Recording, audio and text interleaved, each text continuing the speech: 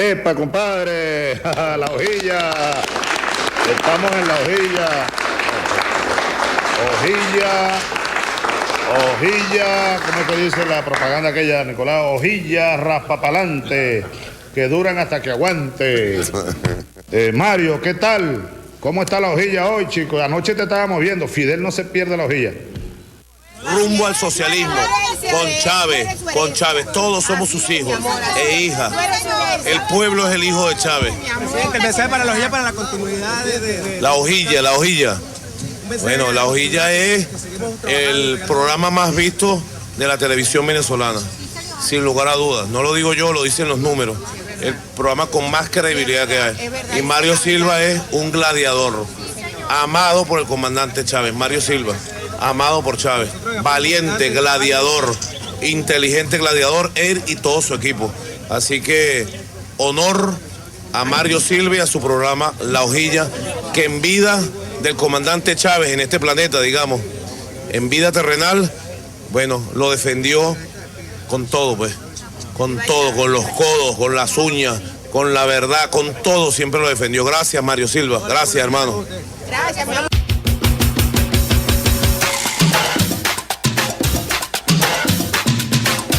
Bueno, yo además de cristiano, yo no soy solo cristiano, yo soy un revolucionario y también soy marxista. Asumo el marxismo. Revolución es sentido del momento histórico, es cambiar todo lo que debe ser cambiado, es igualdad y libertad plena. La respuesta de todos y de todas los patriotas, los que sentimos a la patria hasta en las vísceras, como diría Augusto Mijares, es unidad, lucha, batalla y victoria. Oye, que te quema.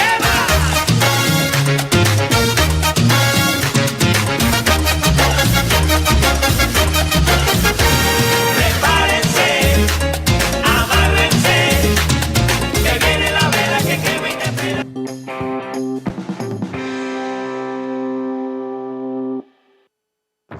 Occidente está intoxicado por su supuesta grandeza, que según ellos tienen.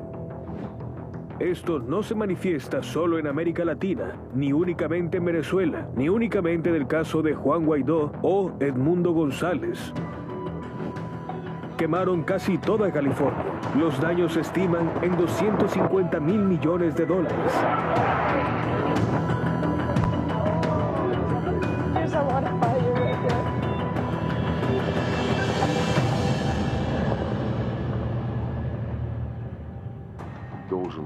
Cualquier político sensato debe comprender que los tiempos han cambiado drásticamente en los últimos 30 a 35 años.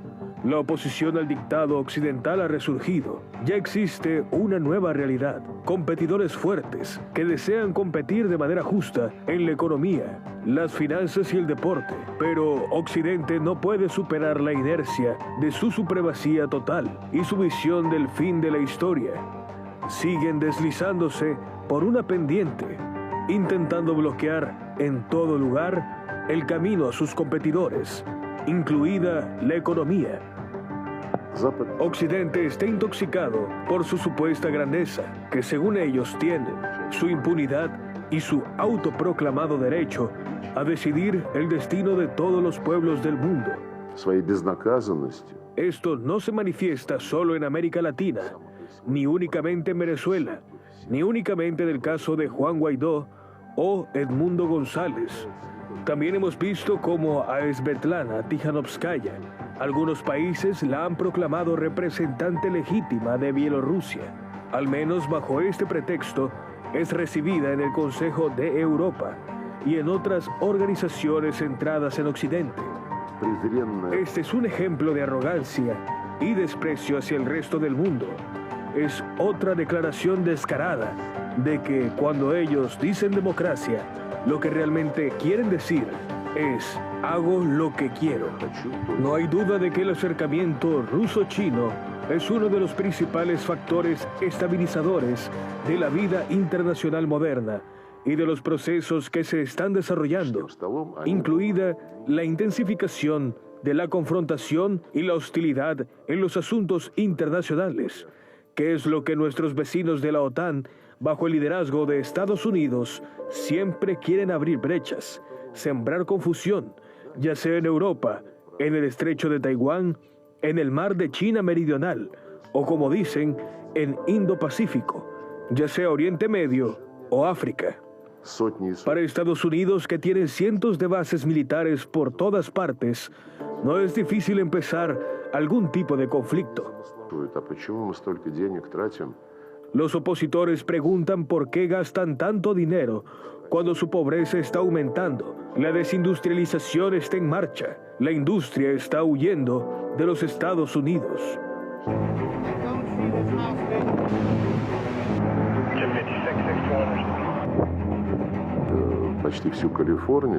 Quemaron casi toda California.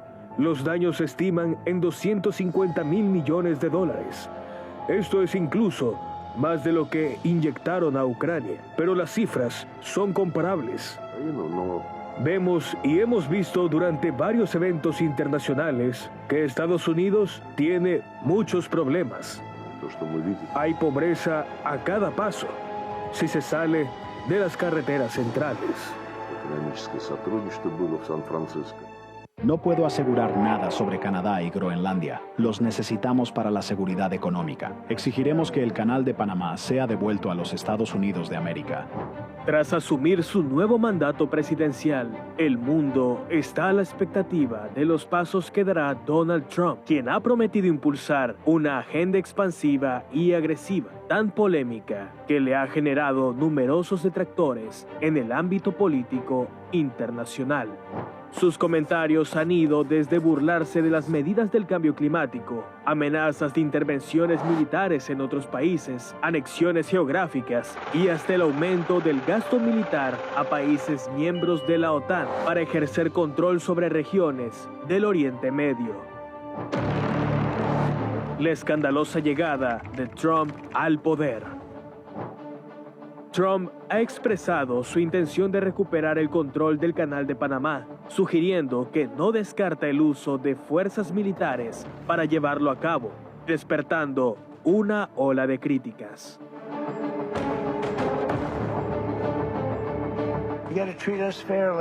Tienen que tratarnos con justicia, y no nos han tratado con justicia. Si no se siguen los principios tanto morales como legales de este magnánimo gesto de dar, entonces exigiremos que el Canal de Panamá sea devuelto a los Estados Unidos de América en su totalidad, rápidamente y sin preguntas.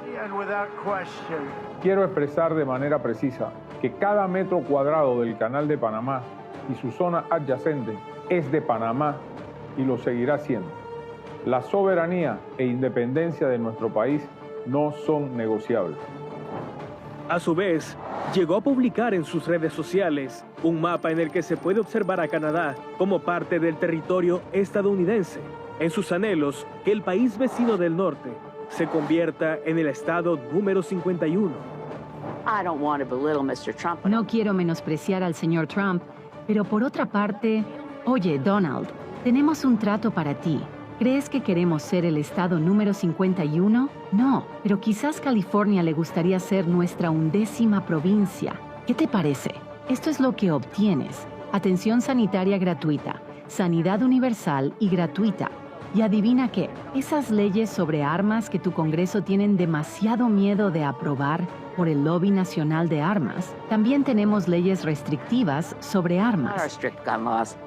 Y por si fuera poco, Trump declaró que Dinamarca debería renunciar a Groenlandia, llegando a decir incluso que la posesión y control de la isla, una de las más grandes del mundo, es una necesidad absoluta para Estados Unidos. Análisis advierten que las pretensiones de Trump van mucho más allá de una vacía retórica mediática y cuyo verdadero objetivo apunta a apropiarse de la zona del Ártico, un área estratégica donde Washington se está quedando muy atrás, frente a los avances importantes que han tenido Rusia y China. En estos territorios del Ártico, Moscú y Pekín en la última década han elevado significativamente su importancia geopolítica en cuanto al acceso a los recursos y control de rutas marítimas emergentes, reduciendo la influencia de Occidente. Las pretensiones expansionistas de Trump no han pasado desapercibido a países de América Latina, llegando a proponer cambiar el nombre del Golfo de México a Golfo de América. Vamos a cambiar el nombre del Golfo de México por el del Golfo de América, que tiene un hermoso anillo que cubre a varios países. Es un nombre lindo y es mucho más apropiado. Ante la propuesta, la presidenta mexicana, Claudia Sheinbaum, reaccionó irónicamente, recordando la existencia del derecho internacional para debatir este tipo de polémicas. Obviamente, Golfo de México es reconocido el nombre por Naciones Unidas, un organismo de Naciones Unidas, pero el siguiente, ¿por qué no le llamamos América Mexicana? Se oye bonito, ¿no? Todo parece indicar que Trump ha vuelto a la doctrina Monroe, que decía América para los americanos, buscando imponer sanciones, aranceles y castigos a quienes no acepten ceder sus territorios a los intereses de Estados Unidos.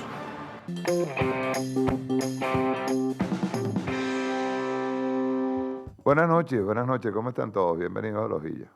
Coño, está haciendo un frío, camarada. Dios santo. Y aquí arriba en Junquito, tengo que ponerme ruana, mano. Vacía. Terrible, las manos, los dedos. ¿A cuánto está ahorita? Dice que 19 aquí, no olvídalo. Pero ¿dónde lo mediste tú? ¿Por el celular? No, hermano. Más bajo. Aquí en el Junquito está, ahora en la madrugada, llegó a 12, 11. Pero está terrible. No, esa temperatura que te está dando es la de Caracas. La de Caracas, pero aquí arriba no. Aquí arriba está más bajo. Y le bajan. Y Estados Unidos va, la temporada de frío va a ser terrible. Y llega a Texas. Imagina pues. Bien. Vamos a comenzar primero con lo que comenzamos con ese video.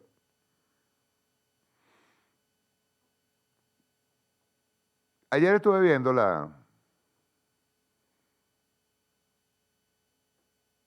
juramentación, ¿qué le llaman?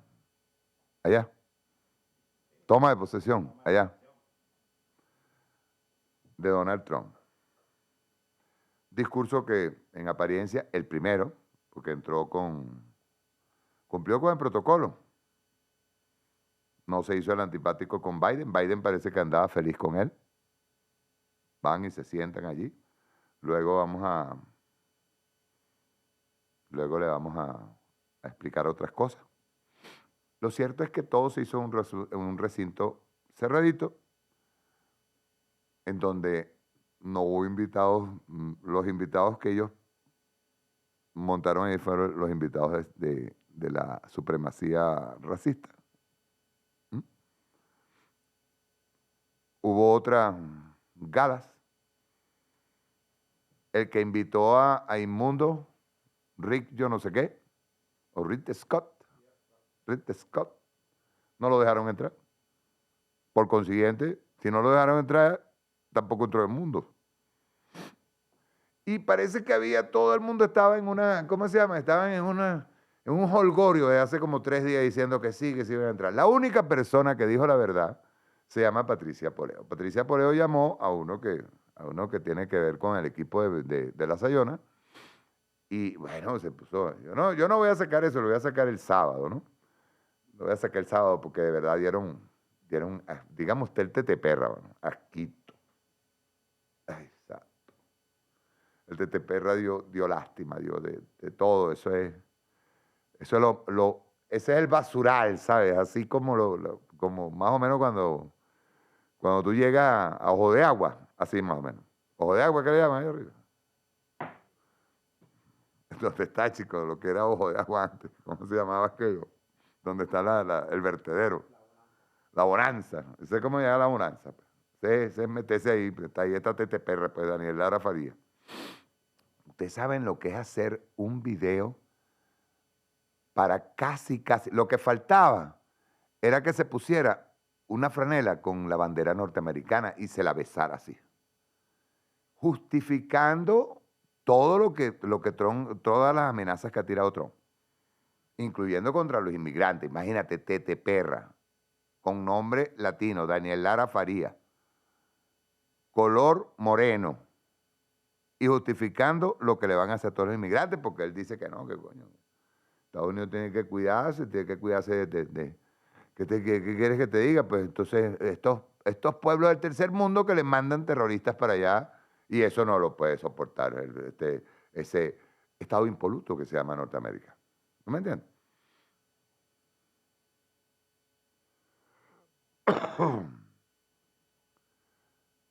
Por otro lado, salió un tal Placer que se presentó en la gala para los latinos. Por supuesto, esos latinos no los dejaron entrar creo que entró nada más de latino a la juramentación a la toma de posesión de Trump. Creo que nada más que Narcorrubio. Nada más. El Placer agarró con un celular y comenzó a grabar. Ahí viene Eric Prince. Eric Prince, mira Eric Prince. Y Eric Prince le dijo, no. Bueno, entonces agarraba e inmediatamente, ¿sabe lo que decía? Eric Prince dijo tal cosa. Eric Prince le hizo así, ¿ve? Una seña nada más. Eric Prince dijo tal cosa. Ahora vamos, aquí viene fulanito. Ay, ¿qué dice usted? No, y él dijo tal cosa. Coño, así cualquier entrevista, ¿verdad? Que yo llegue, le tomo una foto. Adiós, pues. Ay, yo voy a entrar a la asamblea. Y cuando vea a Diosdado, le tiro una foto. Diosdado acaba de decir tal cosa. ¿Verdad? Digo. O cuando vea al presidente, le tomo una foto de lejos y el presidente me acaba de decir tal cosa. Eso está bien bueno, ¿verdad? Especular. Especulación.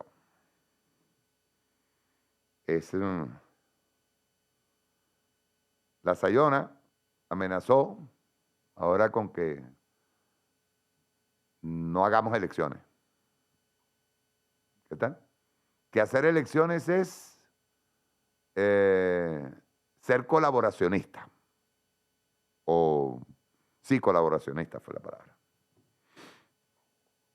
Y el país andando, compadre, tranquilo, ¿sabes? Aquí nosotros andando tranquilos. ¿Quiénes más escribieron por ahí? Orlando Urdaneta se perdió. Ya cuando vio que Inmundo no entró, sino que lo llevaron por una gala por allá y toditos vestidos de pingüino, hasta el bendito Guaidó lo vistieron de frac, ¿sabes? Sí. Ese. Hasta se vistió, entonces lo entrevistaron. Como siempre, tú no puedes entender, tú no entiendes a Guaidó cuando habla. Que diciendo que...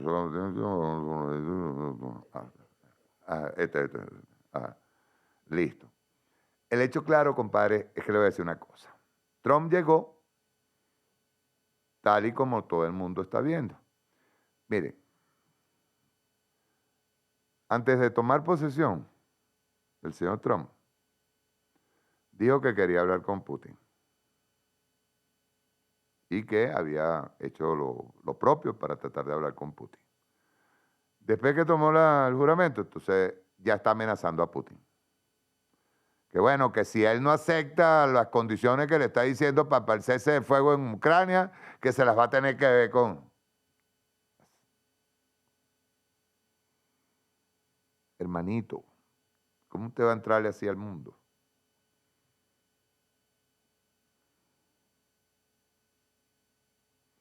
Pone al señor Narcorrubio a hablar de paz y él viene con una retórica de, ¿cómo es que le dicen? Imponer la paz con la fuerza, pues. O sea, tú tienes que aceptar lo que yo digo. Canadá tiene que ser un territorio mío. Groenlandia tiene que ser un territorio mío. Panamá tiene que ser mío. ¿Eso es un discurso de paz? No sé. Y yo no sé cómo lo va a hacer. Porque resulta que dice que le va a acabar con las guerras y se está abriendo varios frentes de guerra. Porque digo yo, para poder entrar en Panamá y tomar el canal de Panamá, tiene que tomarlo a la fuerza. ¿Verdad? Para poder tomar Groenlandia, va a tener que tomarlo a la fuerza. para tomar Canadá, va a tener que tomarlo a la fuerza, digo yo, ¿no? Porque yo que sepa, nadie por ahí, ni en Groenlandia son mochos, ni en Panamá el pueblo panameño es mocho, ni ¿cómo se llama? Ni Canadá es mocho. O sea, no entiendo. O sea, llegaron la propia doctrina Monroe y el propio destino manifiesto. Nosotros somos los mejores y acabar. Hay que entender bien qué viene y qué está detrás de todo este discurso. Para entenderlo, hay que observar muy bien lo que dijo Narco Rubio en el Senado, antes de entrar como secretario de Estado. Ahí está exactamente, porque le pusieron un papelito, escúchese bien, a Narco Rubio, le pusieron un papelito para que lo leyera en el Senado, para que lo aceptaran como secretario de Estado, y eso es lo que Trump quiere. Eso es, compadre, el destino manifiesto y la doctrina Monroe dura, compadre, dura. Y eso es malo porque está llegando en muy mal tiempo, ¿sabes? Porque hay un mundo ahí emergiendo. Ustedes no pueden decir que ustedes vienen a tratar de imponer de nuevo el hegemón, porque eso no va a ocurrir. Me disculpan, ¿no? Pero eso no va a ocurrir. No va a ocurrir. Por cierto, que el señor Trump, ojalá no vaya a pasarle lo mismo que a Biden, que a mitad de gobierno se vaya a empezar a poner senil. Lo primero que hizo cuando estaba firmando, viene y dice, España, que pertenece a los BRICS, 100% de aranceles. España no pertenece a los BRICS.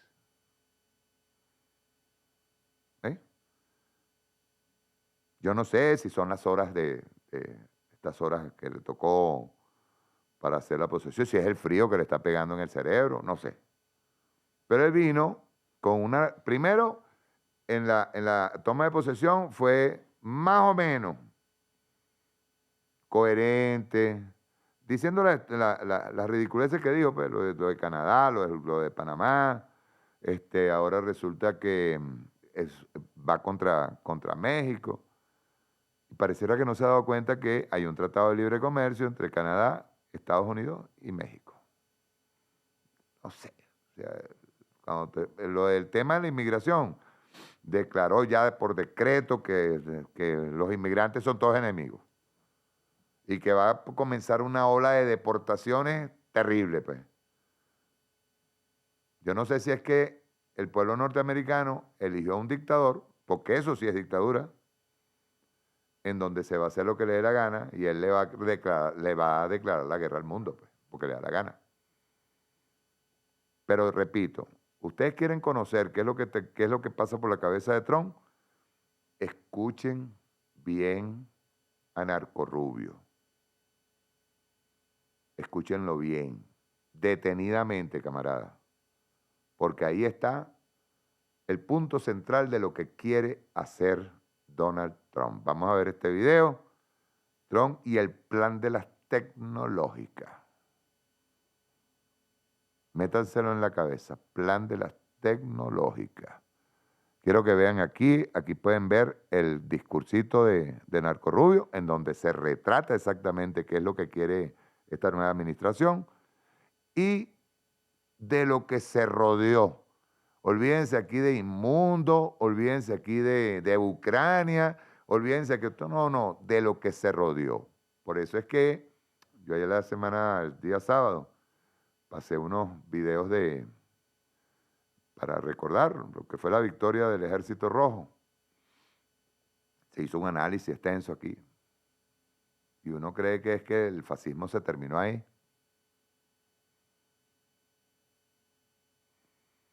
Vamos a ver primero, vamos por parte, ¿no? Porque hoy les traigo otra cosita, pues. Pero vamos por parte, vamos a ver el discursito de Narco Rubio y cuál es el plan. Rueda.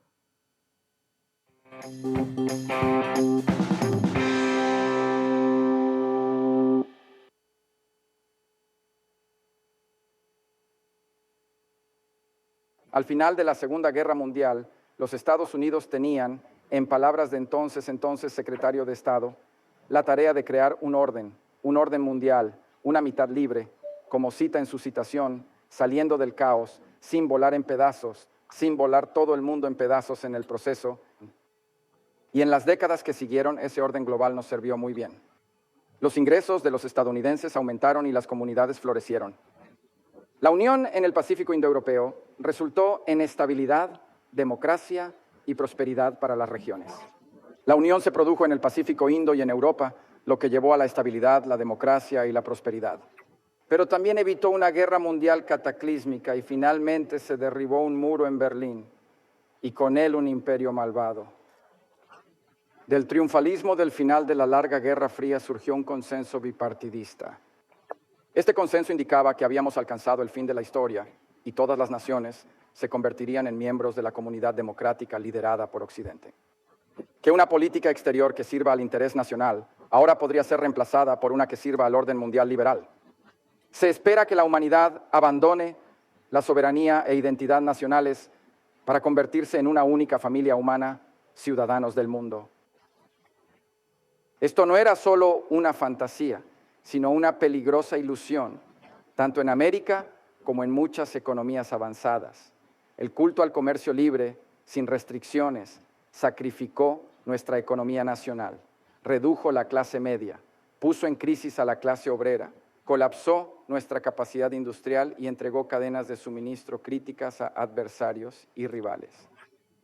Un celo irracional por la máxima libertad de movimiento de las personas ha provocado una crisis histórica de migración masiva aquí en América, pero también en todo el mundo. Es uno que amenaza la estabilidad de las sociedades y de los gobiernos. Por todo Occidente, los gobiernos censuran y procesan a oponentes políticos nacionales. Mientras tanto, yihadistas radicales marchan abiertamente y vehículos de la Dr. A lamentablemente afectan a nuestra gente. América a menudo prioriza el orden global sobre los intereses nacionales centrales, mientras que otras naciones actúan conforme a sus mejores intereses, tal como siempre lo han hecho y siempre lo harán. Y en lugar de ponerse en el orden global posterior a la Guerra Fría, lo han manipulado para servir a sus intereses a expensas de los nuestros. Bienvenimos al Partido Comunista Chino a ingresar al orden global, aprovecharon todos sus beneficios, ignoraron todas sus obligaciones y responsabilidades. En cambio, han reprimido, mentido, engañado, hackeado y robado su camino a la superpotencia global y lo han hecho a expensas de nuestra gente, de su propio país, en nuestro propio hemisferio. Narcoterroristas, dictadores y déspotas aprovechan las fronteras abiertas para fomentar la migración masiva, el tráfico de mujeres y niños y llenar nuestras comunidades con fentanilo mortal, mientras criminales violentos operan en Moscú, Teherán y Pyongyang. Dictadores y estados deshonestos ahora siembran caos, inestabilidad, financian grupos terroristas y se esconden tras su poder de veto en la ONU o amenazas nucleares. El orden global de posguerra no solo está obsoleto, ahora es un arma que se usa contra nosotros. Y todo esto ha llevado a un momento en el que debemos ahora enfrentar el mayor riesgo de inestabilidad geopolítica y de crisis mundial generacional en la vida de cualquiera que sea vivo y en esta sala. Hoy, 8 décadas después, una vez más, somos llamados a crear un mundo libre saliendo del caos. Y esto no será fácil ni imposible sin una América fuerte y confiada que se comprometa con el mundo, poniendo nuestros intereses nacionales centrales una vez más sobre todo.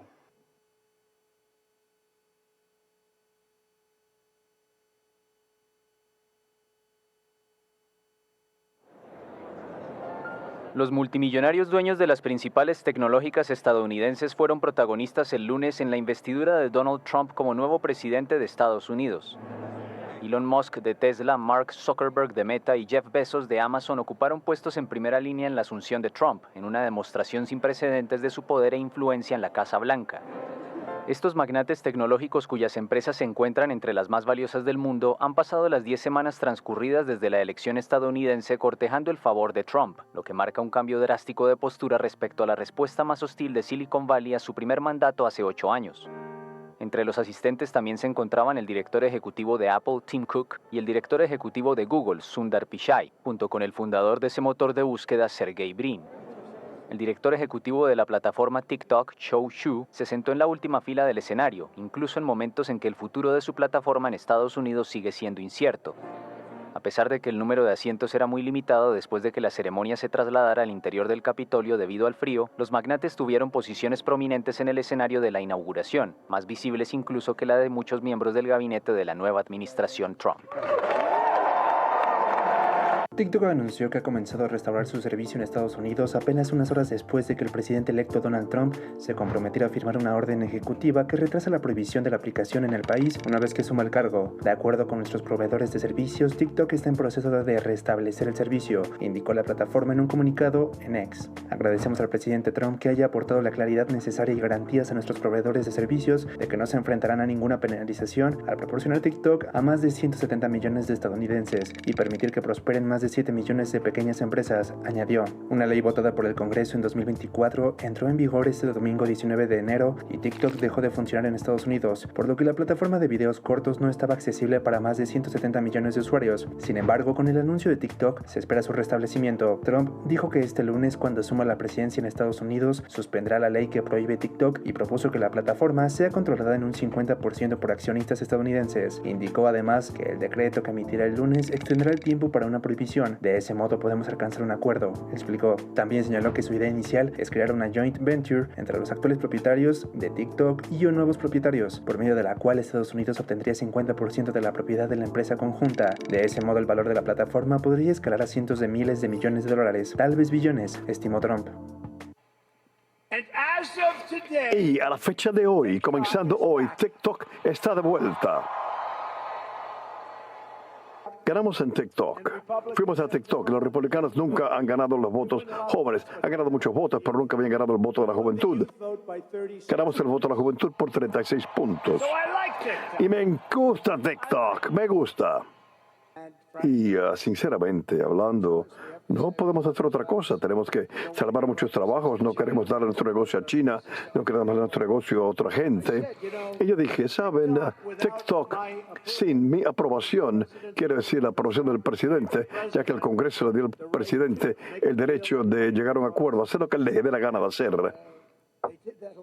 Y hace mucho tiempo que lo hicieron, como tener un presidente diferente. Y no sabían que yo iba a ser el presidente, supongo.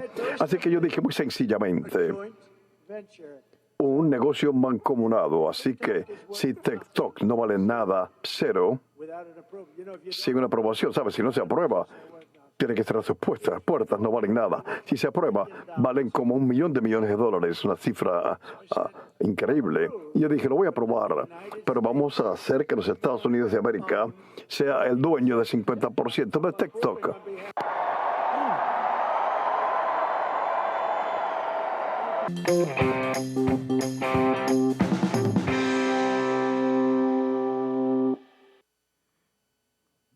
Bien.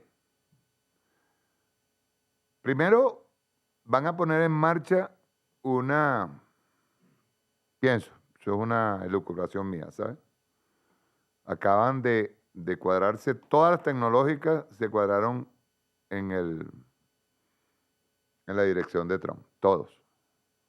Incluso aquellos que lo atacaron antes, como el caso de Zuckerberg, con Meta, se alineó. Eso tiene su porqué, ¿sabes?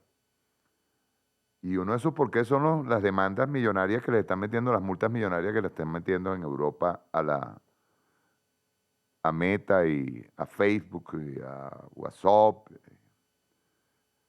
Es decir, Trump se acaba de ganar para sí a la banda de los dueños de Internet en el mundo. Y aparte de eso, a TikTok ya de una le está diciendo, ¿quieres seguir funcionando en Estados Unidos? La mitad es de nosotros. O el 40% creo que es el que están pidiendo. 40%, que no lo va a comprar él. Lo va a comprar Musk. Entonces, imaginen el monstruo que están creando con Musk, el que levantó la mano así, el monstruo que están creando con Musk, dándole X y TikTok. Entonces, lo que hay en marcha, es lo que me parece, hay en marcha es un borrado de memoria a nivel mundial. Ellos tienen el control. Nosotros tendremos que hacer magia, ¿saben? O, en su efecto, el nuevo mundo que están haciendo tiene que abrirse a un nuevo Internet, nuevas plataformas, y que la gente migre, porque tienen que migrar, porque va a llegar un momento en que todas estas plataformas de Internet van a ocupar espacio. ¿Qué es lo que van a hacer? Van a mentir por todos lados, van a montar un mundo virtual que no existe. La utilización de la inteligencia artificial en este momento está bajo, digamos, bajo observación. Es lo que yo pienso. Ellos se van primero con el destino manifiesto. Vean bien ustedes lo que dijo el narcorrubio. Que ellos, ve bien, cuando ustedes escuchan a narcorrubio, es la misma narrativa que ellos empezaron a tirar desde el año 45 para acá. Que ellos fueron los que armaron el mundo libre. O sea, y como ellos crearon ese mundo libre, ellos son dueños de ese mundo libre. Entonces, ellos, casi que Narcorrubio lo que le faltó fue decir, le dimos el meñique y se tomaron la mano. Entonces llegaron y se aprovecharon de nuestra bondad. Pues nosotros queríamos vivir felices entre todos, claro, siempre bajo el hegemón, bajo las órdenes del hegemón. Nosotros empezamos a dar ciertas facilidades pues, a China para que creciera. A China le dieron la bienvenida al Partido Comunista de China con Nixon, ¿te acuerdas? Entonces había que darle ciertas facilidades para que crecieran dentro del mundo capitalista. Le dieron facilidades a Rusia, a la Unión Soviética, después que la tumbaron. Entonces le dieron facilidades a Rusia, le dieron facilidades al mundo, y el mundo ahora de repente nos quiere derrocar, nos quiere quitar la propiedad nuestra, que es el mundo, que es el planeta Tierra. Nosotros somos dueños del mundo, le dimos un dedito, se tomaron la mano y ahora nosotros queremos regresar, porque para eso América debe ser grande de nuevo. Pero lo que viene es un borrado de memoria. Ellos se van, ojo, del dicho al hecho hay mucho trecho, ojo, pues mucho es lo que puedan estar diciendo. Pueden hablar de la doctrina Monroe, pueden hablar del destino manifiesto, pueden hacer todo lo que quieran, pueden decir que son el hegemón, pero hay un mundo nuevo, hay un mundo en decadencia. A Cuba, yo lo dije aquí, me disculpan el pesimismo, pero cuando nosotros vimos que Biden saliendo sacó a Cuba de la lista de patrocinadores de terrorismo, eso duró muy poco. Inmediatamente entrando, ¿ven ustedes? Entrando otra vez para la lista. Ya así. A Israel, al sionismo, lo van a blanquear. Cese el fuego. Los palestinos están obviamente alegres porque están regresando a tierra arrasada, porque le arrasaron toda Gaza. Pero repito lo que dije el sábado pasado. ¿Quién se hace responsable de los 46,000 muertos y más, mucho más, que hay bajo los escombros? ¿Quién se hará? No, es que no es solamente eso. O sea, ¿quién se hará cargo de un juicio en la Corte Penal que el mismo Estados Unidos no acepta? Que el mismo Estados Unidos está sancionando a los jueces de la Corte Penal. O sea, ¿quién le va a hacer un juicio al genocida, sionista? Entonces, lo que hubo fue, a mí me da risa porque te hablan de Trump. Trump vino y salvó a los palestinos de que los exterminaran, ¿tú me entiendes? Entonces obligó a Netanyahu a firmar un cese al fuego. ¿A quién salvó? ¿A quién salvó? ¿O es que ustedes no recuerdan que Trump decretó que Jerusalén era capital de Israel? Pasando por encima del pueblo palestino. No lo recuerdan, yo sí lo recuerdo. Yo tengo mi memoria muy fresca con respecto a lo que ha hecho Trump. Trump vino, tiró un discursito ahí muy suave. Inmediatamente que le empezaron a dar las carpetas, como siempre hacen los gringos, comenzó a tirar decretos por todos lados. Otro de los decretos, no más petróleo, no le vamos a comprar más petróleo a Venezuela. Bueno, que se lo digan a la Chevron.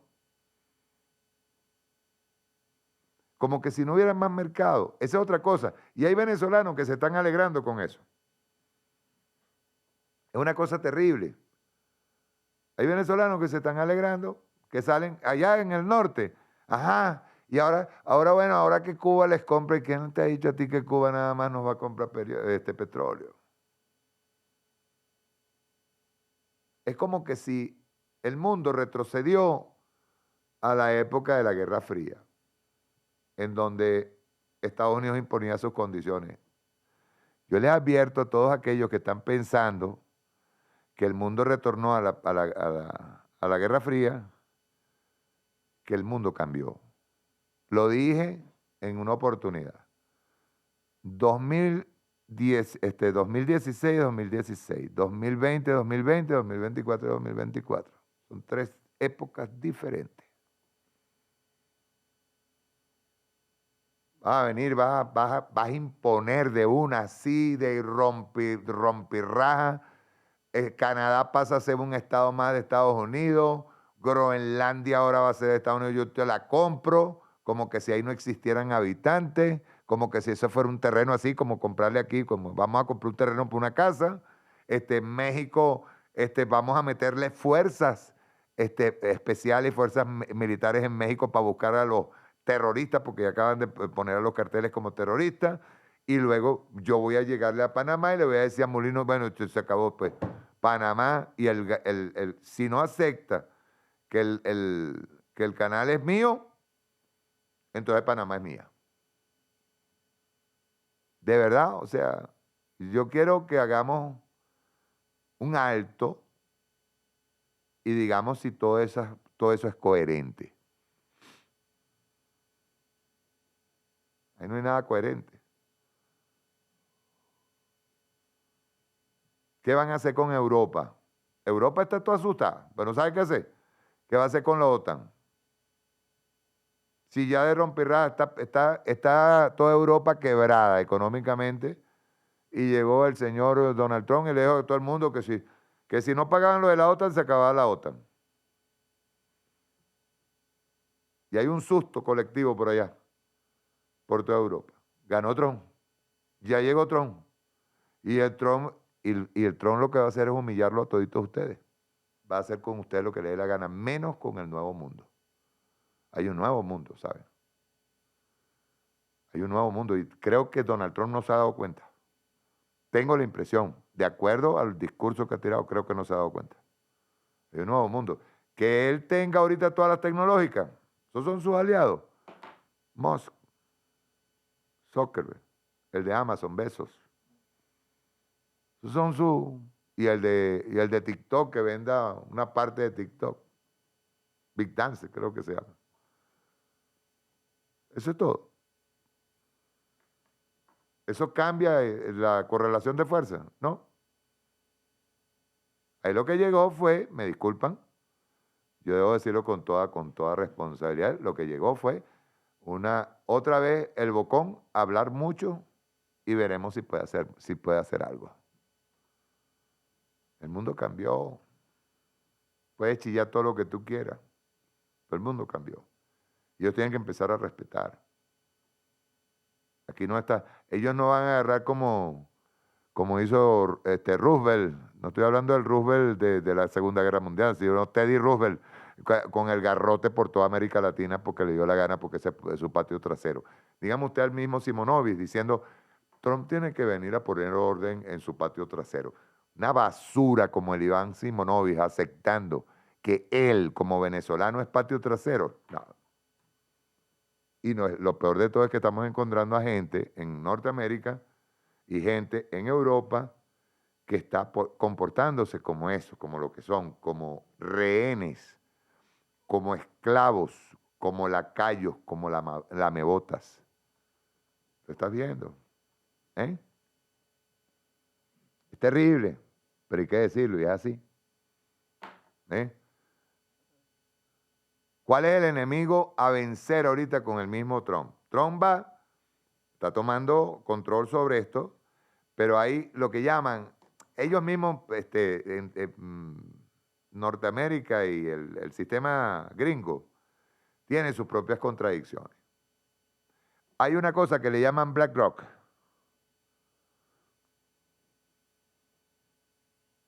Ese es el enemigo a vencer por parte de Donald Trump y esa cúpula dueña ahorita de los medios de comunicación y las tecnológicas. De paso, yo les voy a decir una cosa. Los gringos están acostumbrados a pagar muy mal a quienes en un momento dado que se sientan muy poderosos y demuestren tener mucho poder, sobre todo Donald Trump. Donald Trump no le gusta que otro sea más poderoso que él, menos siendo presidente. No le gusta. Si Elon Musk se pasa de la raya, tengan por seguro que le van a venir con una antimonopolio y le van a reventar esas nalgas. Recuérdenlo. Se lo estoy diciendo en serio. Si algo tiene Donald Trump es que no le gusta que lo opaquen. Y creo que a Musk le encanta opacar a la gente. Esa es otra. Pero hay un sector al que ellos le llaman el Deep State o el Estado Profundo, que es BlackRock. Ese es el enemigo de ellos. Resulta que BlackRock es enemigo de todo el mundo. BlackRock es una poderosísima organización que la dejaron crecer de fondos buitre, que hizo lo que le da la gana y está en todos lados. Ahorita nadie en Estados Unidos, ninguna transnacional puede decir que está libre de BlackRock y de la influencia que tiene BlackRock. Y eso lo sabe Donald Trump. Lo sabe, ellos le llaman eso al Deep State.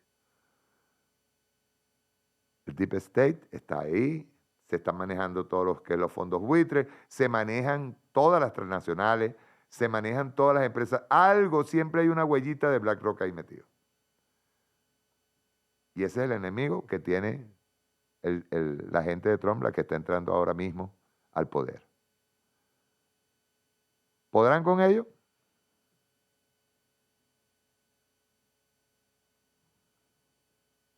¿Quieren saber algo sobre BlackRock? Vamos a verlo. Rueda.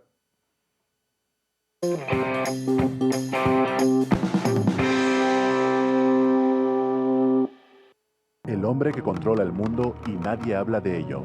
Larry Fink es el CEO de BlackRock. Este fondo buitre es el primer o segundo mayor accionista de la mayoría de las grandes empresas estadounidenses. Estamos hablando de medios, firmas armamentísticas, tecnológicas, redes sociales y plataformas de streaming, por citar unos pocos ejemplos. Sus allegados lo describen como alguien paranoico y obsesionado con el control. Con 25 años dirigía su propio departamento que se especializaba en comerciar con bonos respaldados por hipotecas. Luego se convirtió en el miembro más joven del primer comité de gestión de Boston. Ejerció otros cargos importantes y ganó para su empresa $1.000 millones en pocos años. Sin embargo, cometió un error que le costó a su compañía $100 millones.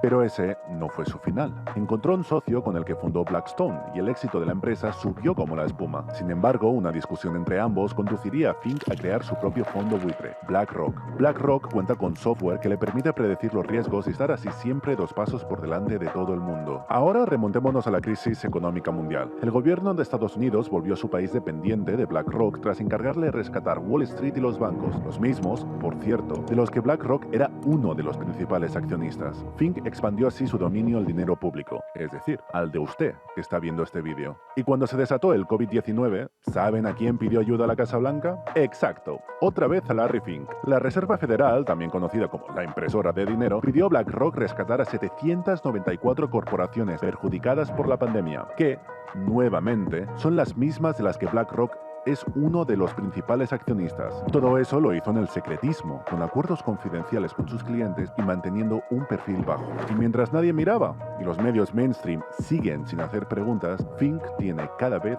más control sobre el mundo. Помните, тот же план победы Зеленского, один из пунктов которого, по сути, предполагает передачу под внешний контроль практически всех природных ресурсов страны. Украина уже наполовину принадлежит американской инвестиционной корпорации BlackRock, которые не без основания говорят, что она тайно правит миром. 3 года назад BlackRock управляла капиталом на 9 триллионов долларов, а это больше, чем годовой ВВП любой страны. Ну, пожалуй, за исключением США и Китая. Люди, связанные с BlackRock, входят в правительство крупнейших западных стран, в том числе и в нынешнюю администрацию Байдена. BlackRock уже скупила за бесценок как минимум 52% пахотных земель Украины, контролирует там металлургию, значительную часть энергокомплекса, железные дороги и автодорожную инфраструктуру. В итоге, по сути, активно управляет экономикой, протаскивая, конечно же, интересы Запада. Более того, теперь вот эта корпорация начала экспансию и в Молдавию.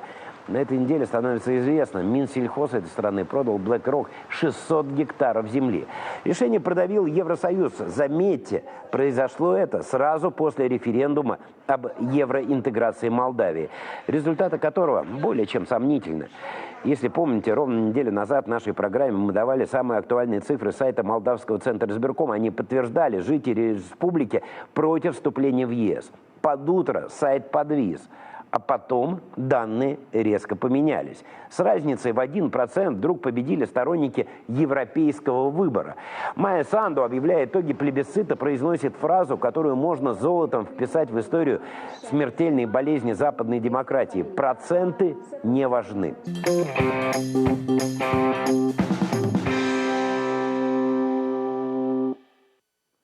Ahora, yo les hablaba hace poco de, empezando el programa, que viene un gran borrado de memoria y también un control sobre las redes sociales, sobre el Internet. Ahora mismo, nosotros mismos estamos cometiendo unos errores graves, nosotros mismos. Por ejemplo, nosotros hablamos de Chile y Argentina y al hablar de Chile, Argentina, Uruguay, de países latinoamericanos que están ahorita, digamos, bajo la bota del fascismo, en el caso de Argentina, en el caso de mismo Chile. Y generalmente cuando nosotros hablamos de información proveniente de Argentina o proveniente de Chile, nosotros decimos, no, bueno, por ejemplo, en Chile el pueblo está dormido, en Argentina el pueblo está dormido, y no es verdad.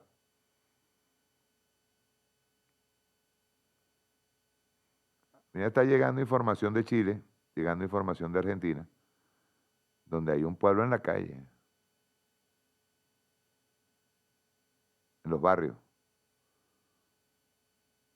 y movilizado casi 2, 3 veces a la semana, y los medios de comunicación chilenos y los medios de comunicación argentinos se están haciendo los locos y no lo sacan. Y lamentablemente, lo poco que sale, que es por redes sociales, no llega. Pero hay pueblos que están, hay unas calderas allí, ¿oye? Hay calderas y hay muertos. Están desapareciendo dirigentes vecinales, dirigentes comunales, dirigentes de las comunidades. El señor Boric, que tanto habla de derechos humanos, yo le voy a enseñar una lista de nombres de gente que ha muerto recientemente, desaparecidos, muertos por represión de las fuerzas policiales chilenas. A grupos populares, organizaciones populares que están en este momento, tienen la valentía de seguir saliendo a enfrentar al gobierno chileno, a enfrentar al gobierno de Boric. Y nosotros decimos que están dormidos. No, no están dormidos. Los pueblos no están dormidos. Los pueblos están manejándose, los pueblos están de alguna manera tratando de hacer el trabajo. ¿Qué es lo que hace un gobierno como el de Boric, o un gobierno como el de Milei?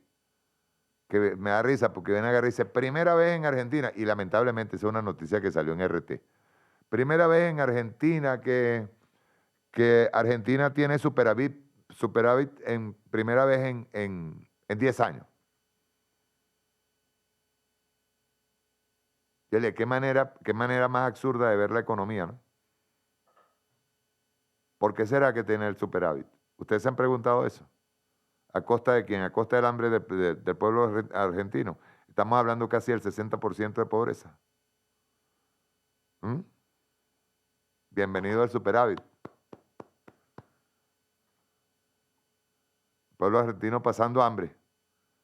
Entonces se declara, no, el gobierno argentino, y eso fue, repito, en una noticia en Russian Today.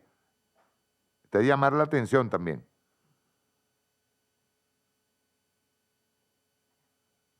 Declaró superávit. Decía el comandante Chávez que cuando hablaban del Producto Interno Bruto no tomaban en cuenta lo real.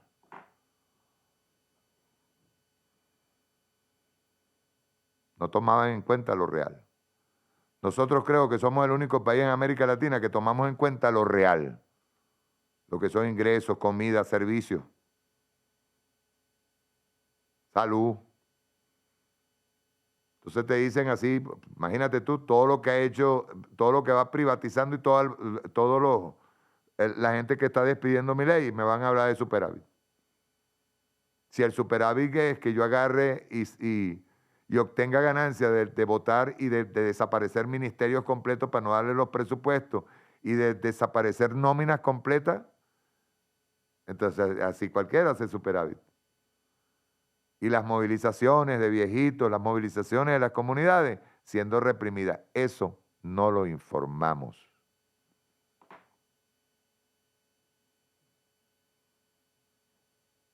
Es lamentable.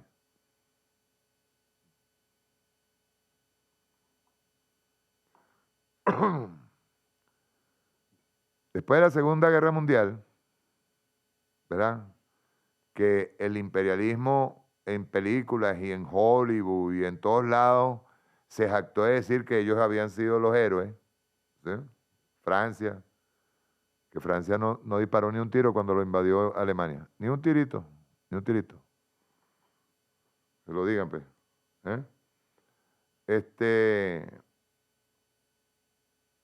Ellos inmediatamente pregonaron, pues, que el capitalismo, el imperialismo había llevado la libertad después de haber financiado, escuchen bien, porque ya lo hablamos, de haber financiado a la Alemania nazi.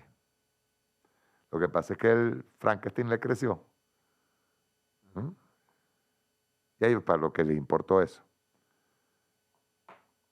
Entonces, obvio, la Unión Soviética, luego se programa aquella famosa, que lo estuve diciendo el sábado pasado, aquel famoso, la Operación Impensable, que es un plan de Winston Churchill, ¿verdad? Para atacar a Rusia con más de 300 bombas nucleares, eliminar a Rusia, pues, borrar a Rusia, borrar a la Unión Soviética, plan que no se llevó a cabo. Para que ustedes vean, estamos hablando del fascismo continuado, o sea, no es solamente el hecho de que hablemos del Ejército Rojo, o que hablemos ¿cómo se llama? Del Ejército Rojo venciendo al fascismo, o venciendo a los nazis, colocando la bandera en el Reichstag. Ahí no murió el fascismo. Eso fue Stalin con la Unión Soviética, logran vencer al fascismo, que se les venía por encima, incluso hasta con la conveniencia de Estados Unidos, Inglaterra, Francia y todos los países aliados.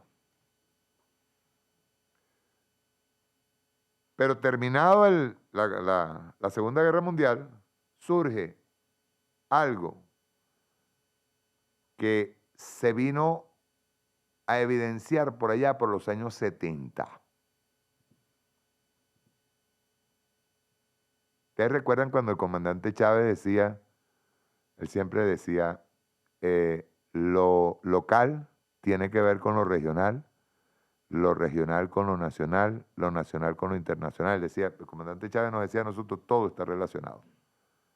Todo. ¿Verdad? Surge una operación a la que le llamaron Operación Gladio. Pero no es que la Operación Gladio estaba hecha desde los años 70, no. Fue organizado desde los años 50, posterior, porque Estados Unidos y la OTAN, con la excusa de que el Pacto de Varsovia y la Unión Soviética podía invadir a Europa, vean bien, le vendieron la idea de que el diablo rojo, el diablo comunista podía invadir Europa. Entonces había que crear unas organizaciones o células durmientes en todos los países que pertenecían a la OTAN y otros más, entre ellos España, que no pertenecía en ese momento a la OTAN, era el régimen franquista.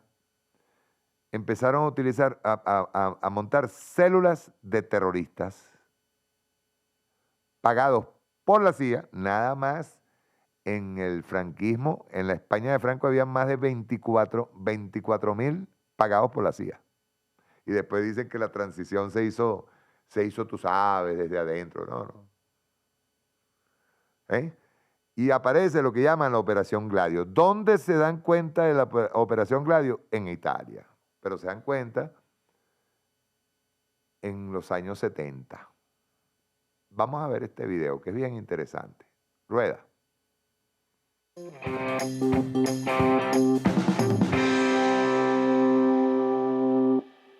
Él es Felice Casson, y en 1984 era un juez italiano más, uno de tantos.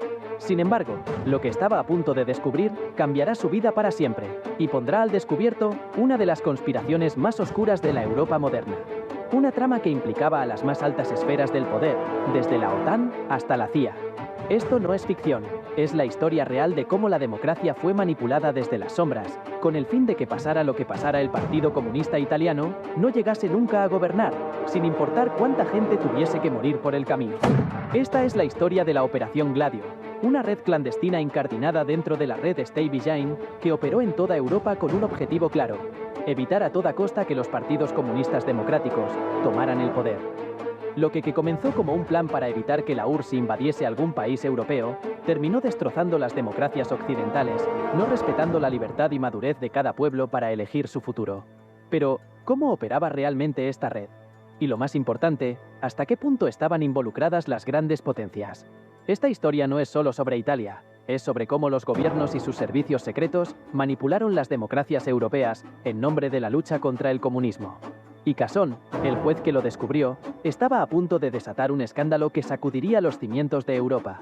Esto no es solo una historia del pasado, es una advertencia. Porque mientras miramos hacia atrás, la pregunta es, ¿qué otras sombras nos acechan hoy? Para entender la magnitud de lo que Felice Casson estaba a punto de descubrir, primero debemos comprender el contexto de la Italia de posguerra. Tras la caída de Mussolini y el fin de la Segunda Guerra Mundial, el país quedó dividido en dos grandes corrientes ideológicas. Por un lado, estaban los defensores del capitalismo, liderados por el Partido de la Democracia Cristiana, que contaban con el respaldo de Estados Unidos, la Iglesia Católica y las élites económicas del país que antes habían apoyado a Mussolini.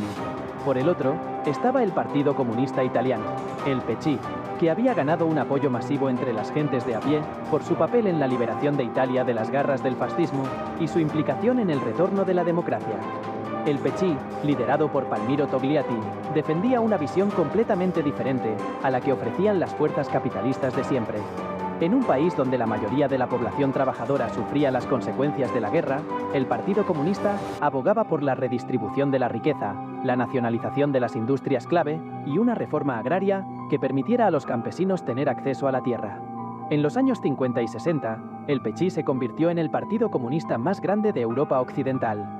Millones de italianos, desde trabajadores a campesinos, pasando por intelectuales y funcionarios públicos, veían en el PCI una alternativa real al modelo económico que había fallado bajo Mussolini. Sus propuestas, centradas en mejorar las condiciones de vida de los trabajadores y reducir las desigualdades, hicieron que ganaran un amplio apoyo popular. Sin embargo, este éxito también atrajo la atención de las potencias internacionales, particularmente de Estados Unidos, que veía en el PCI una amenaza directa a su hegemonía en Europa Occidental. No solo los estadounidenses estaban preocupados, las élites italianas, tanto políticas como empresariales, temían que una Italia bajo el control del PCI significara el fin de sus privilegios. Los terratenientes, industriales y empresarios que habían sobrevivido a la dictadura fascista no estaban dispuestos a perder su poder y riqueza ante un gobierno comunista que prometía un modelo económico diferente, que fuese capaz de mejorar la vida de la ciudadanía. Este enfrentamiento entre el PCI y la democracia cristiana no fue solo una disputa política, era una lucha ideológica que definía el futuro de Italia.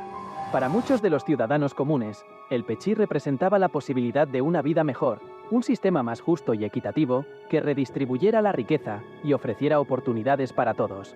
Sin embargo, para las élites italianas y sus aliados internacionales, el PCI era una amenaza que debía ser eliminada a toda costa. Y es en este contexto donde entra en juego la Operación Gladio.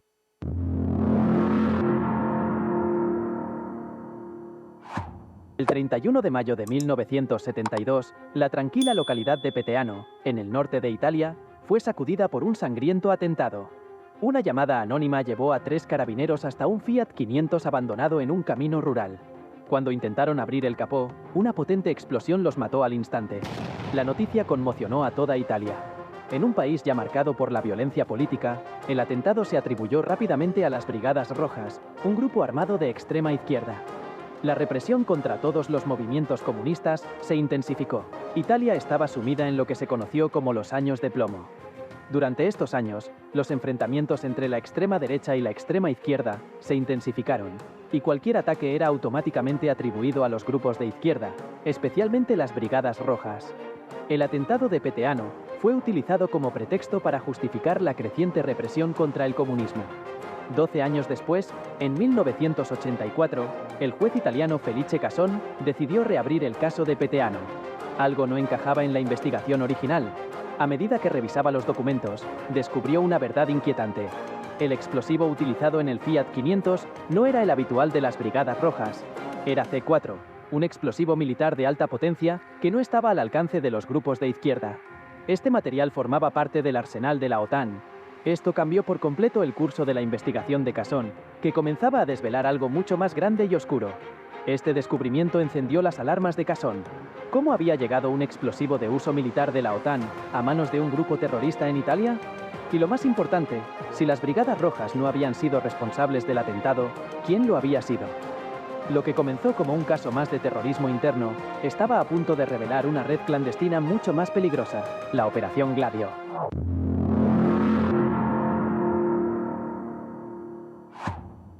Lo que Felice Casson había descubierto iba más allá de un atentado aislado. Peteano fue solo una pieza dentro de una estrategia mucho más amplia y perturbadora, conocida como la estrategia de la tensión. Esta estrategia fue diseñada para sembrar el caos, el miedo y la desconfianza entre la población, y así justificar la represión contra los movimientos de izquierda. La Operación Gladio era parte de esta estrategia, pero no actuaba sola. En coordinación con servicios secretos italianos, la OTAN y la CIA, Gladio utilizaba grupos de extrema derecha para llevar a cabo atentados y luego culpaba a los movimientos de izquierda, como las Brigadas Rojas. Así se mantenía la imagen de que el comunismo era una amenaza constante y peligrosa. La estrategia de la tensión no solo consistía en sembrar miedo.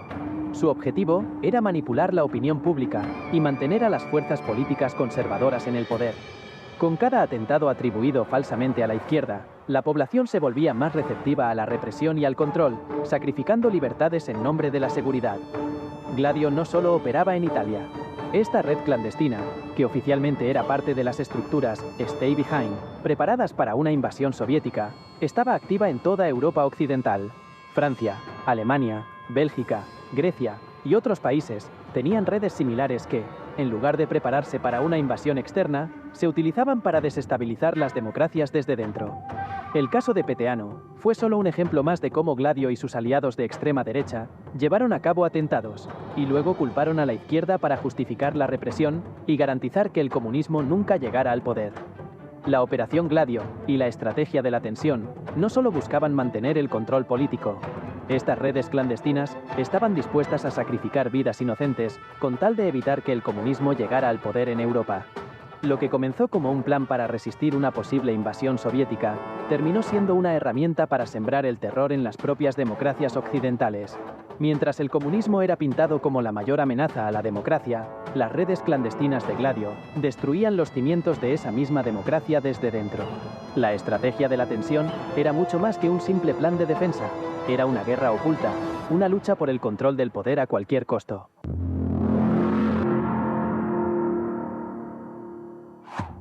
Lo que Felice Casson había destapado en Italia era solo el comienzo.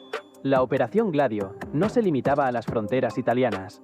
Lo que él había descubierto era parte de una red internacional financiada y coordinada por la OTAN y la CIA. La excusa para la creación de Gladio y la red Stay Behind era resistir ante una posible invasión soviética en Europa.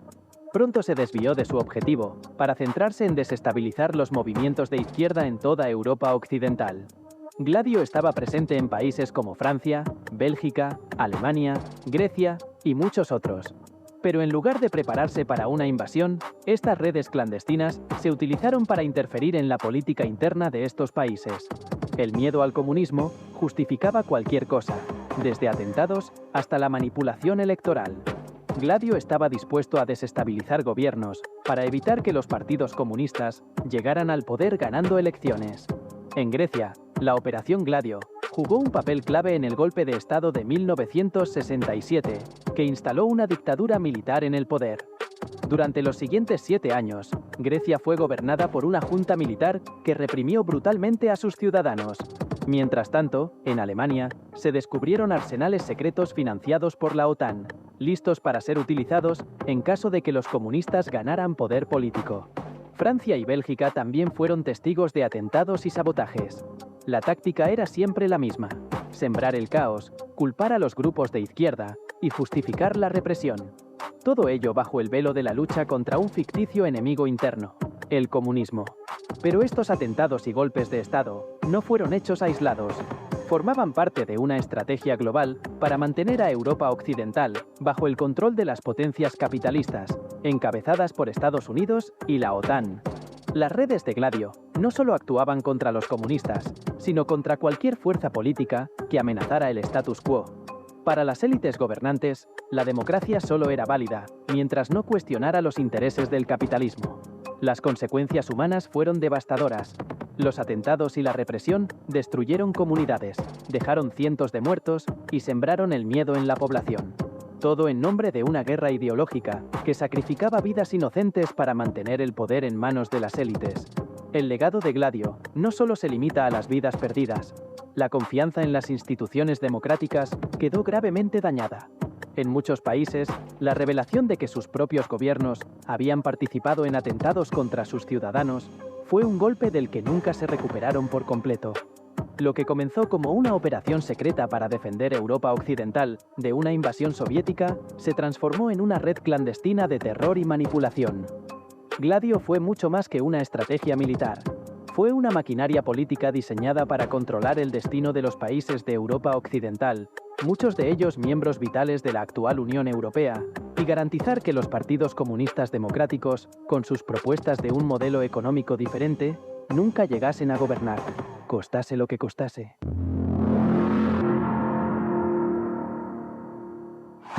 A medida que Felice Casson profundizaba en su investigación, quedó claro que el atentado de Peteano era solo la punta del iceberg. Lo que estaba destapando no era simplemente un caso de terrorismo, sino una red de conspiración internacional. Tras años de investigación, en 1990, Casson presentó pruebas abrumadoras ante el gobierno italiano. El entonces primer ministro Giulio Andreotti se vio obligado a hacer una declaración que sacudiría a Italia y a Europa. Andreotti reconoció públicamente la existencia de la Operación Gladio. Por primera vez, el mundo supo que una red clandestina financiada por la OTAN y la CIA había operado en Europa occidental durante décadas, manipulando la política interna de varios países. La confesión de Andreotti fue solo el principio. La magnitud de la Operación Gladio desató un escándalo que conmocionó a Europa. Sin embargo, a pesar de las pruebas presentadas por Casson, muchas preguntas quedaron sin respuesta. Algunos documentos cruciales sobre Gladio permanecen clasificados hasta hoy. La red de desinformación y secretismo que rodeaba a Gladio era tan profunda que incluso tras su revelación, los responsables directos nunca enfrentaron justicia. Felice Casson había desenmascarado una red internacional de terrorismo de Estado, pero las repercusiones fueron limitadas. A pesar de la gravedad de los descubrimientos, el alcance total de la Operación Gladio sigue siendo un misterio. ¿Cuántos más atentados fueron orquestados por esta red? ¿Cuántos otros países estuvieron implicados? Y sobre todo, ¿quiénes fueron los verdaderos responsables? Lo que Casson reveló no fue solo una conspiración en Italia, fue un golpe al corazón de las democracias occidentales. Gladio fue una operación diseñada para manipular el curso de la historia política europea, y lo más aterrador es que incluso después de ser expuesta, la magnitud de sus acciones sigue siendo desconocida. La pregunta que debemos hacernos hoy es: ¿qué otras operaciones similares pueden haber estado o estar activas? ¿Qué más se está ocultando en nombre de la seguridad y el poder? La historia de la Operación Gladio nos enseña que el verdadero poder no siempre reside en las instituciones democráticas visibles, sino en las sombras. Y mientras reflexionamos sobre esta parte oscura de la historia, debemos mantener los ojos abiertos. Porque lo que Felice Casson destapó fue solo el principio. La lucha por la verdad, como la historia de Gladio, sigue más viva que nunca.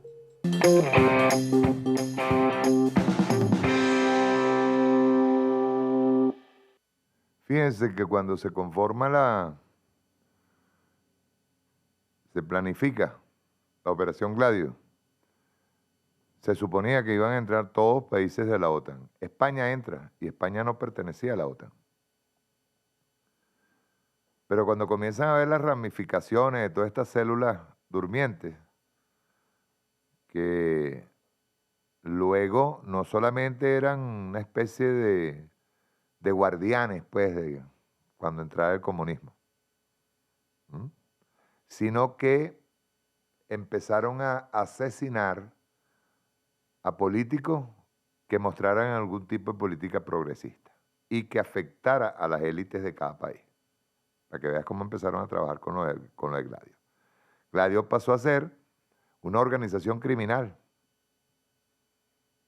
No solamente el hecho de que estaban conformando y tenían, de paso, hechos por la OTAN, tenían sótanos, tenían búnker completos llenos de armas. Y con esas mismas armas, que eran armas de la OTAN, empezaron a matar gente.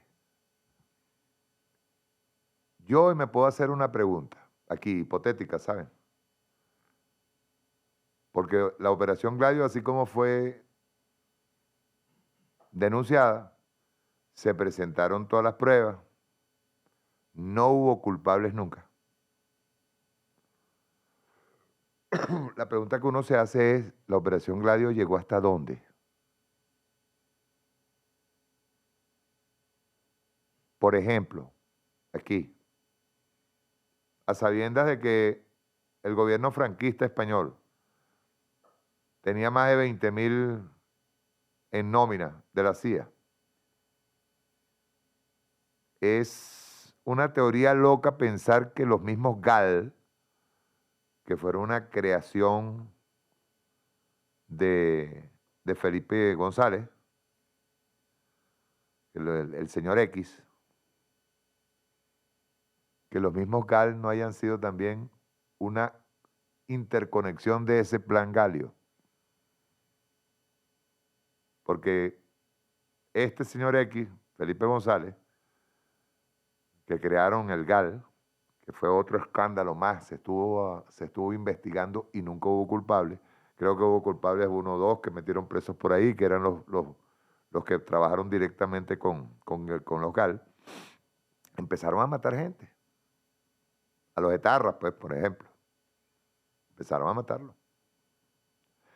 Es, digamos, una hipótesis loca el hecho de que nosotros veamos que muchos de las formaciones fascistas, el batallón Azov, por ejemplo, o individualidades fascistas, como los que hicieron revoluciones de colores, de Otpor, o conexiones en todo el mundo, pues sobre todo en América Latina, porque en América Latina trabajaron duro para atacar a los partidos comunistas, que sería una hipótesis loca pensar que incluso una extensión, y digo extensión es porque hay modificaciones en estos planes, pero es una locura pensar que que incluso estos grupos fascistas de la Sayona, el 20 Venezuela, Vox en España, todos estos grupos de ultraderecha que ahora están buscando el poder por elecciones,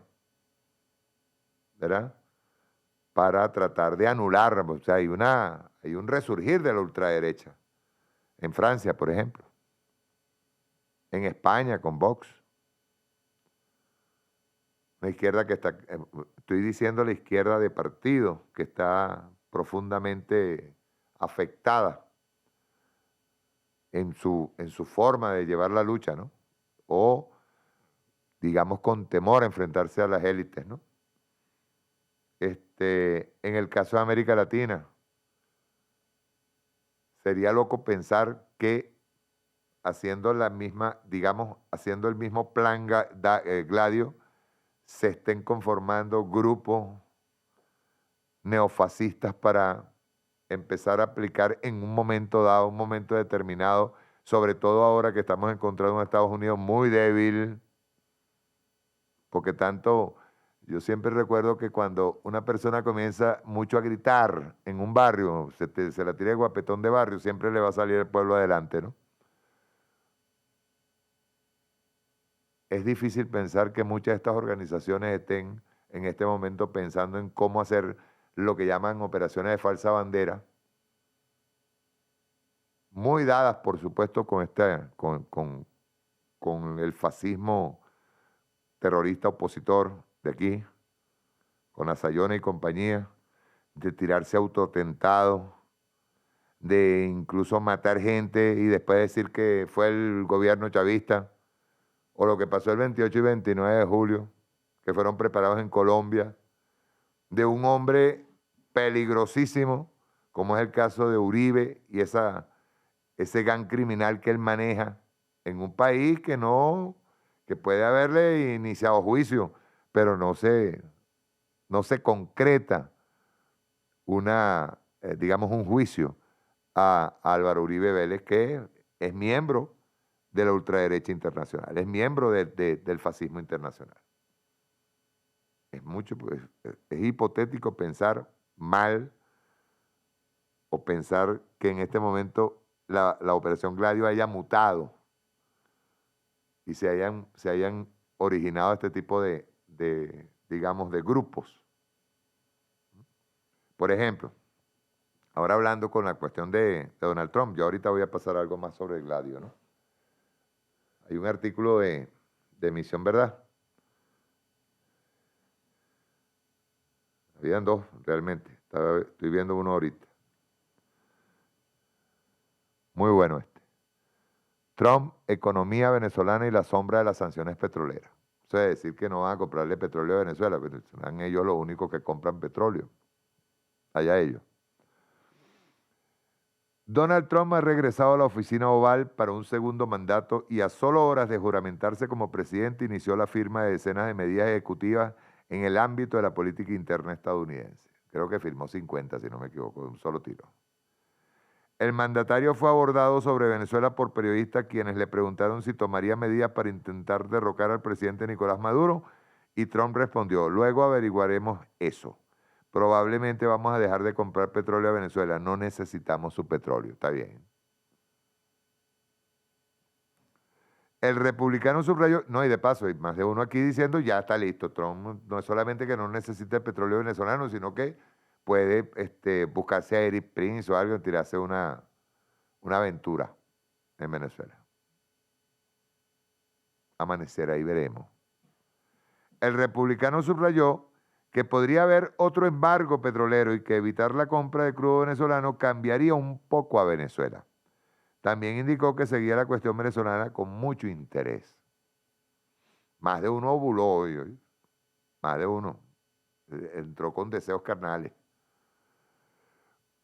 Horas antes de las declaraciones de Trump, Richard Grenell, enviado de Trump para misiones especiales, indicó desde su cuenta en X que había entrado en contacto con autoridades venezolanas. Por eso es que yo digo, en la negociación, en vez de callarse la boca, porque es un bocón, en la negociación envía una persona, mira, vamos a sentarnos, vamos a conversar, vamos a dialogar, y más atrás voy a agarrar el micrófono, estos malditos, esto que... O sea, ¿cómo tú puedes negociar de esa manera? ¿Cómo tú puedes dialogar? Y les vamos advirtiendo una cosa a los gringos. Nosotros aquí vamos a hablar de igual a igual. Eso de que ustedes son el destino manifiesto o lo más bello del mundo, el hegemón mundial, eso no funciona aquí. Donald Trump es nuevamente presidente de Estados Unidos y la diplomacia ha vuelto. He hablado con varios funcionarios de Venezuela, esto lo dijo Grenell, ¿ok? He hablado con varios funcionarios de Venezuela hoy y comenzaré las reuniones mañana temprano. Hablar es una táctica, sobre todo ustedes que cumplen con todos los tratados que firman. Informó Grenell, declaración que confirma que los canales de comunicación están activos entre ambos gobiernos, por los momentos sin la intromisión de Marco Rubio, quien ya fue confirmado como secretario de Estado. No, y vieran las declaraciones de María Elvira Salazar en el agape que le dieron a los latinos.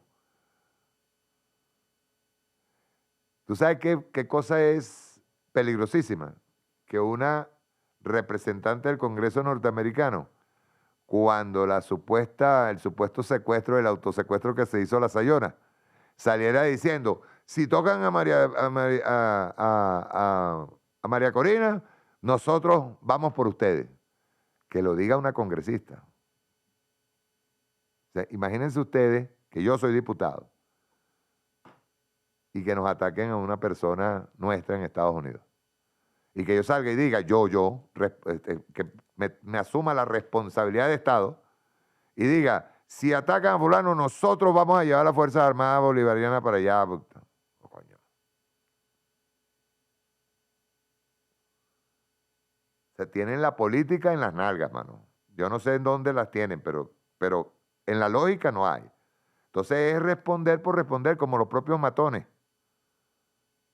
No entienden que las palabras pueden originar problemas.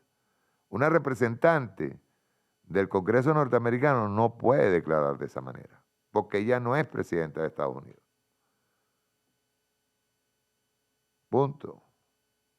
Ella no va a ordenar desde el Congreso, por encima de Donald Trump o por encima de la presidencia de Estados Unidos, que en ese momento estaba Biden. Tú no puedes agarrar y decir, nosotros vamos por ustedes con los militares. No, no es así. No es solamente una harta estupidez. Es que hay cosas que políticamente son repudiables.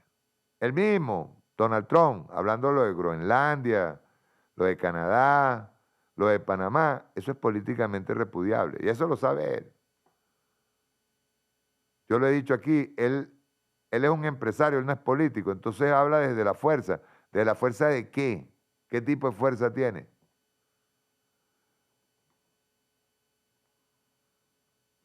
Dice, las declaraciones del mandatario estadounidense nuevamente abren el abanico de posibilidades de recrudecimiento de las sanciones ilegales contra la economía venezolana.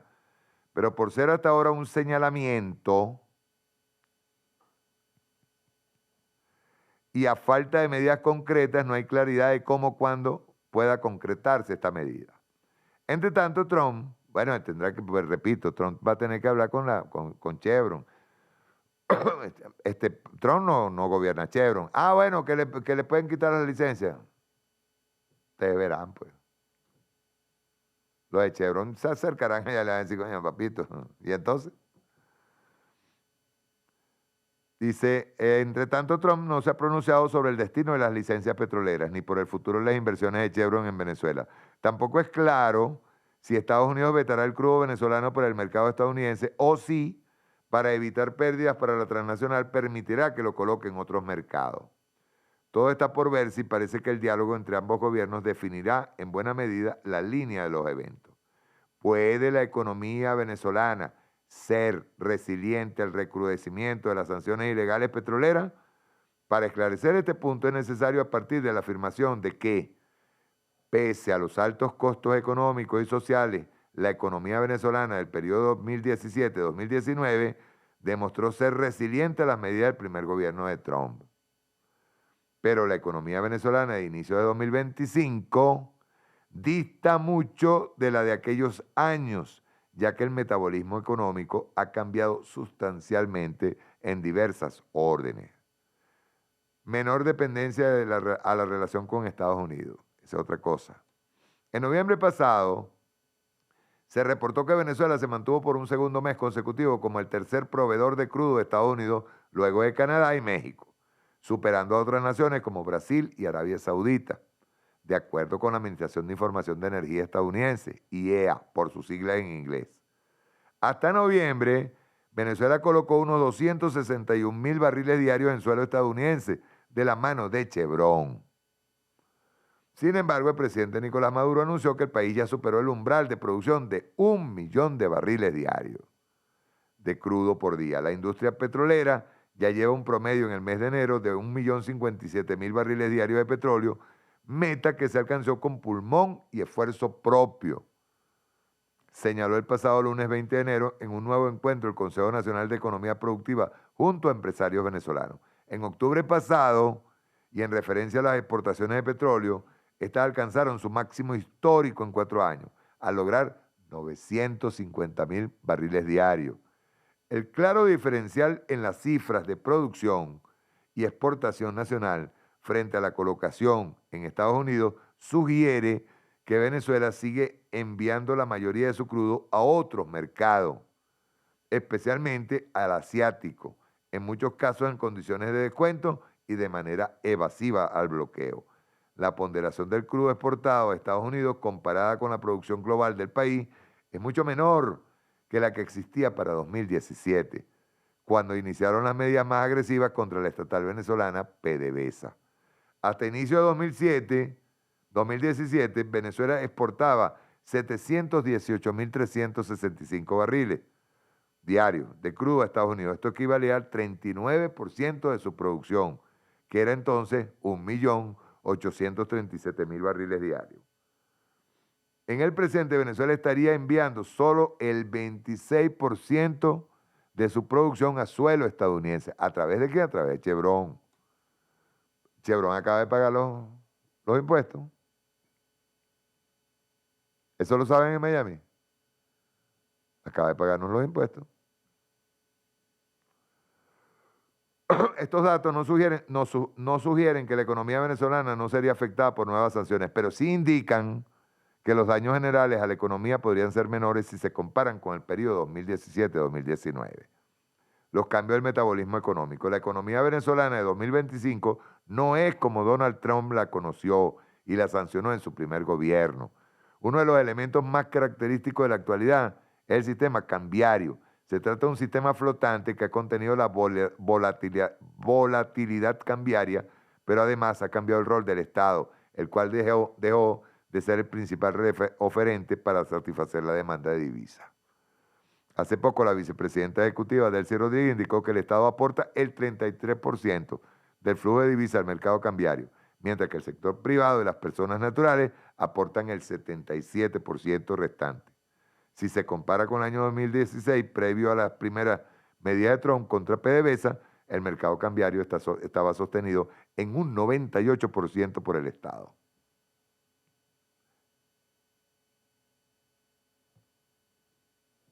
...2016 no es igual que 2020.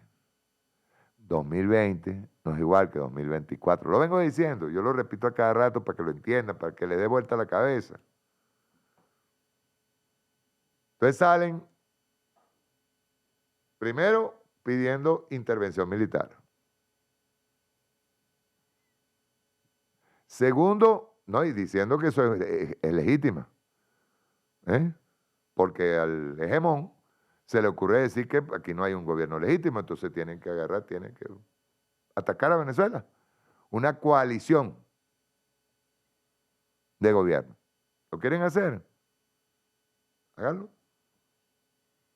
Y que lo esté deseando y llamando unos influencers, peor todavía, bueno, dicen ellos que son influencers. Un drogadicto como Orlando Urdaneta, un Tete Perra por allá en Alemania, que está más loco que nunca con el tema de la intervención militar. Un Jaime Bailey hablando de ¿cómo se llama? De que hay que pagarle a Eric Prim para que tire una intervención en Venezuela. O sea, ¿qué quiere que les diga? Y es lo peor, es lo que pasa.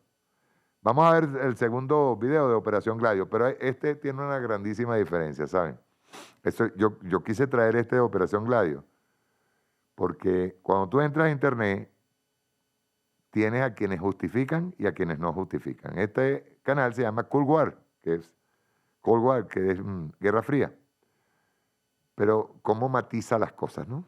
De todos modos es interesante porque le pone más datos al tema de la Operación Gladio. Vamos a verlo. Rueda.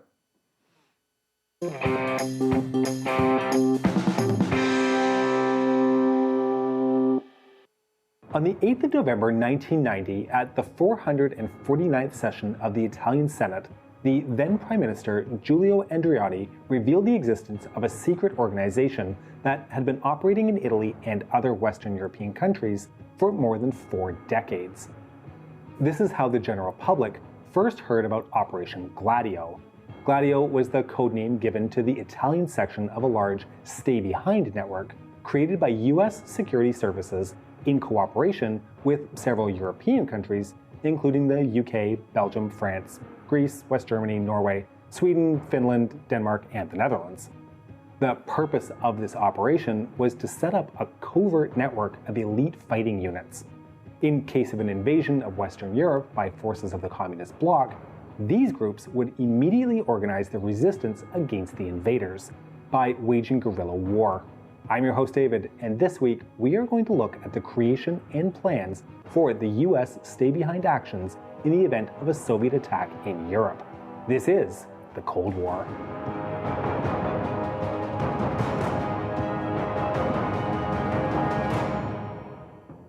As revealed by Andreotti, the Italian operation was kicked off by a 1951 memo by the head of the intelligence services of the armed forces to the Chief of Staff, in which he, quote, proposed the creation of an organization to gather intelligence and to conduct sabotage operations on the national territory in case of enemy occupation, end quote.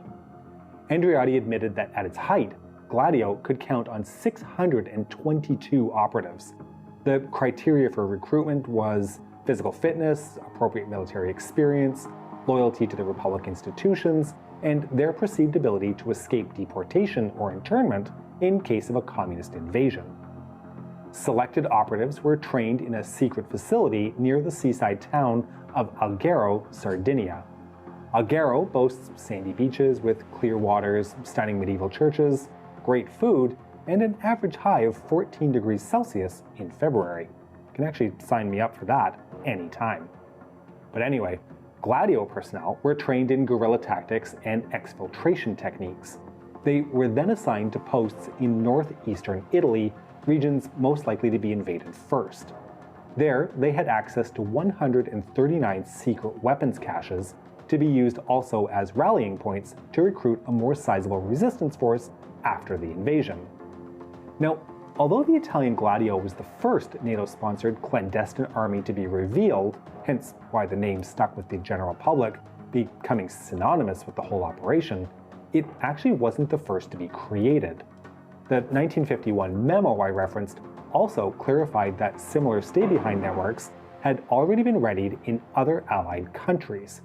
However, Italy does boast some interesting dry runs for the full operation. But you know what? Before I get there, let's trace the precedents that inspired the creation of Gladio. The stay-behind model was similar to the resistance and partisan organizations that had fought against the Axis in the Second World War, but with an important difference regarding supplies. The French resistance, as an example, had to rely on Allied paradrops or stealing weapons from the German occupiers. In the case of Gladio, however, NATO believed it safer to create an advanced secret weapons cache, ensuring their units would be well supplied from the get-go. The other difference is that partisan fighting units in the Second World War traditionally only originated after a country had been invaded by the Axis. Planting resistance movements in advance of a foreign invasion was not a concept exclusive to the Allied side. Towards the end of the Third Reich, Minister of Propaganda Joseph Goebbels was the main force behind Operation Werewolf. The plan was to train Hitler Youth members in guerrilla tactics. They would constitute a stay-behind network in charge of harassing Allied occupation armies. after the inevitable fall of Berlin. Werewolf never fully achieved its objective. Special Forces officer and notable goon Otto Skorzeny took over the plan using what little network it had created to smuggle Nazi officials abroad. On the other hand, the NKVD learned about the plan and used it as a justification to execute about 5,000 Hitler Youth members, all under the age of 17. Now, at the onset of the Cold War, the Western and Soviet spheres of influence were divided along a clearly defined fault line, from Stettin to Trieste, to quote Winston Churchill. As we explored in our earlier special about Italy, this country was in a rather unique position, occupied by the Western Allies, but home to a strong communist party with access to both weapons and an intelligence network.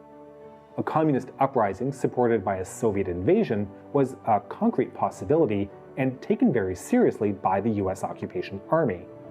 On the 14th of January 1947, Special Agent Nicholas Natsios of the US CIC, the Counterintelligence Corps, received a visit from one Giancarlo Luzzatto, codenamed Scorpion.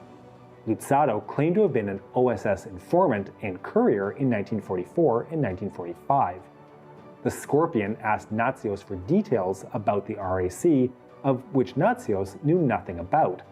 According to the Italian informant, the RAC was a covert intervention group composed of elements of the US Army to be used in an emergency against communist revolutionary action. The report also mentions another group. The Scorpion claimed to be a member of the Italian Liberation Army, or AIL, Armata Italiana di Liberazione. At its peak, the AIL could rely on 120,000 members, mainly current or former armed forces personnel with a nationalist, neo-fascist, and anti-communist agenda.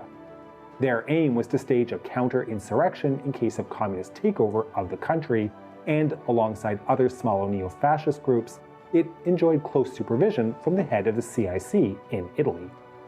Now, a report of the Italian police, dated the 16th of September 1946, states that the members of such organizations are in constant contact with American authorities, which have confirmed their support to the movement. US support to a former fascist military was not news in the autumn of 1946. As early as May of the same year, the OSS had allegedly facilitated the evasion of commandos of the 10th Flotilla MAS from a POW camp in Taranto, southern Italy. The MAS were the special forces of the Royal Italian Navy, protagonists of daring raids against Allied shipping in the Second World War. Even as early as April 1945, the OSS had helped their commander, Prince Junio Valerio Borghese, escape capture by disguising him as an American officer. The overall intent was to maintain MAS operatives as potential anti-communist assets.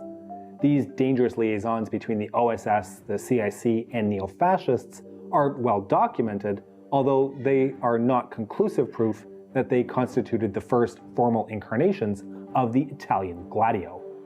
The onset of clandestine networks in other European countries is thankfully more clear-cut and allows to trace the progress of the whole operation. Since the end of 1944, the British and US governments were aligned on the importance of keeping Western Europe free of communism.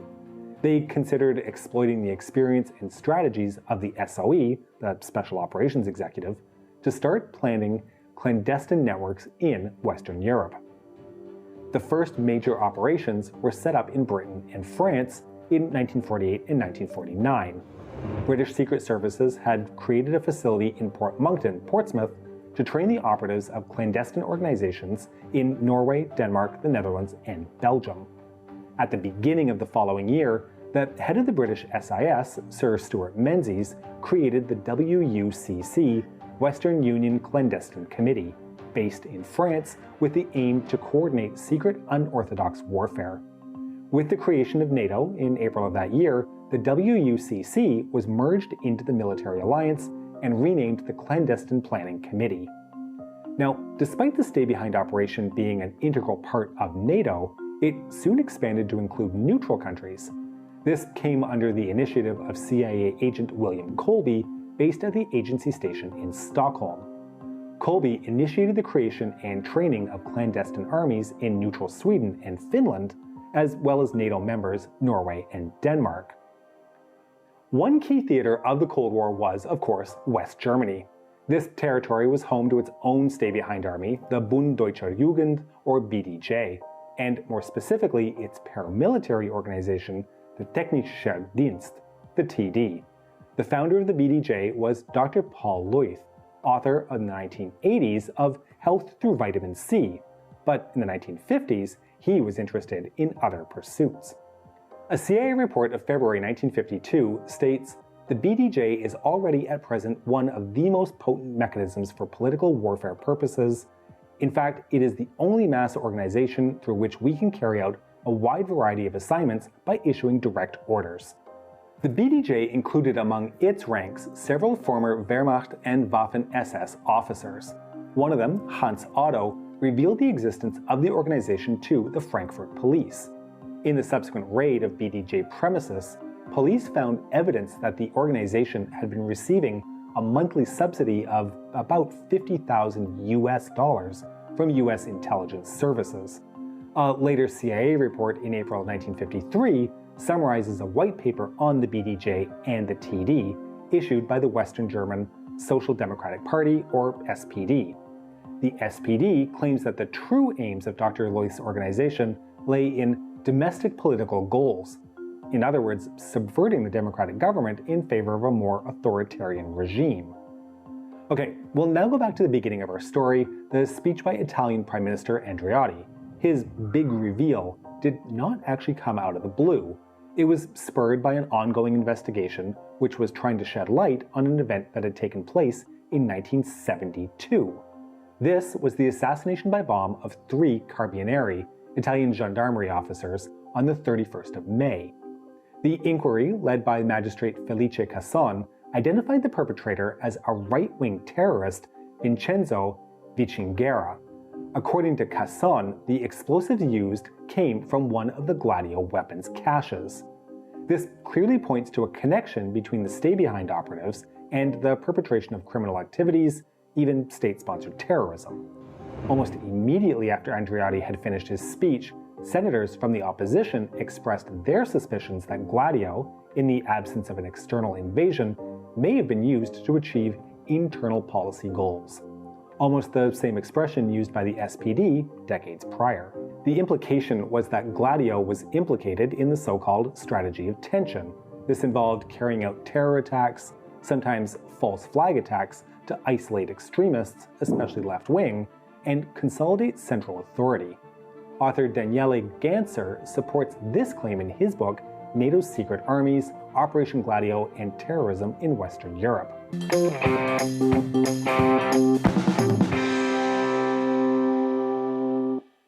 Por eso decía al principio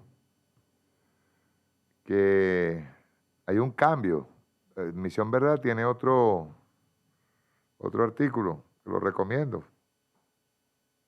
Así como ustedes agarran y me siguen en la Hojilla en TV, nuevo canal de Telegram.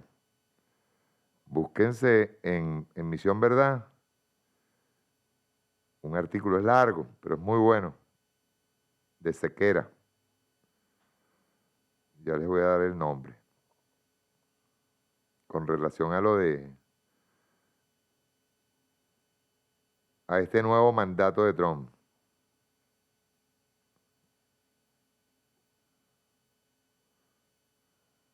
A ver si lo tengo por acá. Ya nos vamos a ir.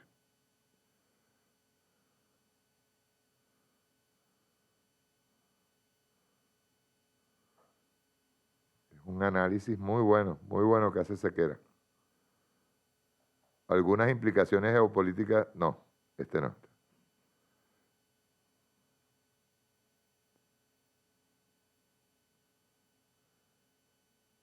Todos se los voy a poner en el canal.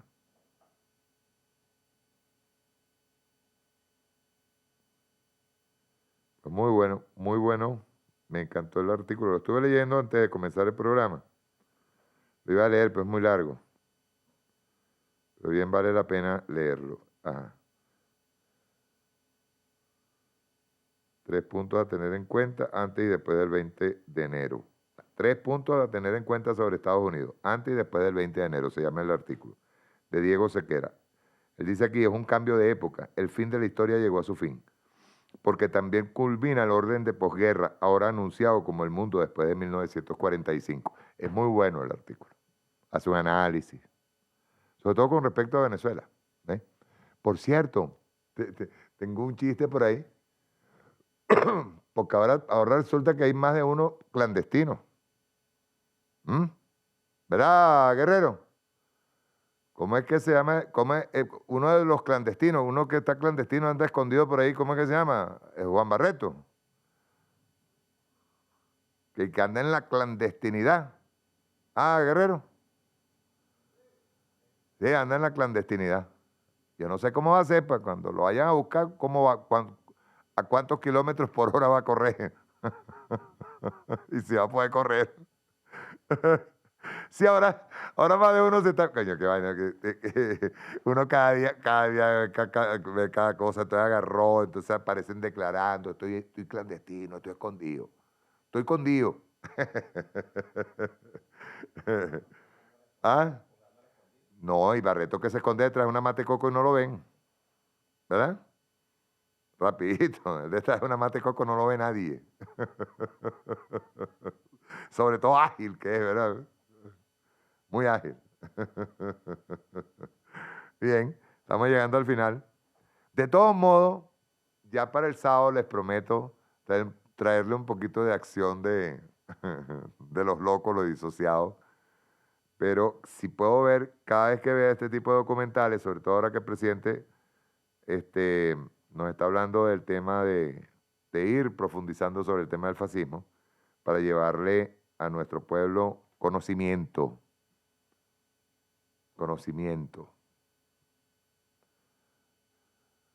El fascismo no solamente fue nazi, alemán, italiano, que es donde nace la corriente fascista, o española, ¿no?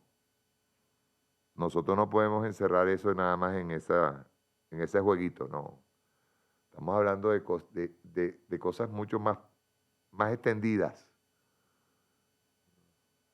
Por ejemplo, cuando ustedes ven que marcas reconocidas como Hugo Boss, como IBM, como Coca-Cola, como la Ford Motor Company, todos relacionados con el financiamiento que tuvo inicialmente el nazifascismo, en el caso de los nazis, el caso de Hitler, o otro más, que es el caso de, ¿ustedes se acuerdan de aquel príncipe, aquel rey, perdón, que abdicó por amor en Inglaterra? Y después se fue con su amor y se tomó fotos al lado de Hitler. ¿Ustedes recuerdan esa foto? Esas fotos son maravillosas, viendo cómo estos señores, la misma reina recientemente fallecida, la madre de Don Charles, rey de Inglaterra, Isabel. Isabel también se tiró sus foticos con los nazifascistas, con los nazis. Entonces crían al monstruo, el monstruo le sale gigantesco, les bombardea, los ataca, entonces dicen, no, nosotros no fuimos. Ese es el tema. ¿Ok? Bien, nos vamos, chao. Los quiero mucho, nos vemos el próximo sábado.